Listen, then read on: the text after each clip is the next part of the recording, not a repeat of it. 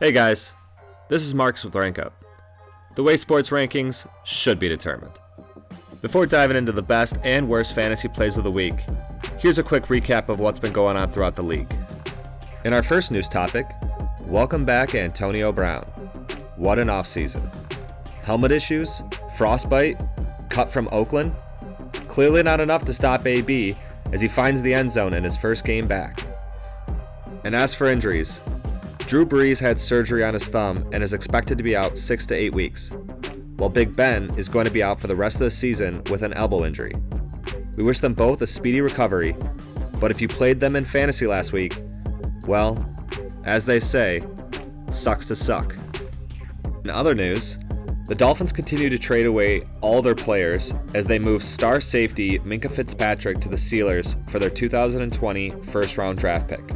Also, Jalen Ramsey made a lot of noise as he went nose-to-nose with his head coach on the sideline and has since asked for a trade.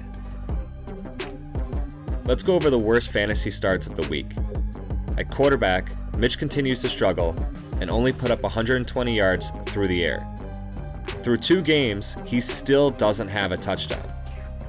With Drew Brees having his injury problems, Alvin Kamara's efficiency really took a hit as he rushed for only 45 yards and caught only 1 pass on his 3 targets. For wide receiver, DeAndre Hopkins put up a rare dud as he went up against Jalen Ramsey. Now for tight end, O.J. Howard makes the list yet again as he laid a goose egg across the board. Let me elaborate. He was out there for 92% of the snaps and didn't receive 1 target.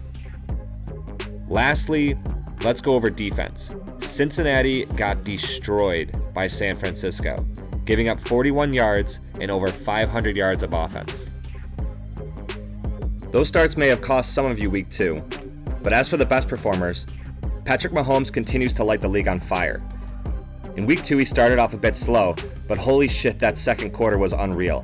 19 passes, 286 yards, 4 touchdowns. All of this happened in 1 quarter. It was the second most productive quarter of all time. He was the league MVP last year and looks like he's just getting started this year. On the other end of the spectrum, Dalvin Cook had a lackluster season in 2018, but has finally hit his stride, putting up close to 200 all-purpose yards and a touchdown. Wide receiver Demarcus Robinson was the biggest beneficiary from Mahomes' historic performance, catching all 6 of his targets for 172 yards and 2 touchdowns. Tight end Mark Andrews might be a bit of an unknown to some, but the Oklahoma product has started off the season with back-to-back games of 8 receptions for over 100 yards and a touchdown. Lastly, that New England defense went wild against the Dolphins. They let up only 184 total yards while racking up 7 sacks, 4 interceptions, and 2 touchdowns. You can say all you want about how Dolphins look like a JV team, they're trading away all their players, they're tanking, but the fact remains, they embarrassed Pittsburgh last year. Through 2 weeks, they have just as many defensive touchdowns as they do points allowed. 3. This defense is downright scary, and with Antonio Brown joining the mix, the Patriots might finally be able to do what they couldn't do in 2007. Undefeated. 19-0. Thanks for watching, guys.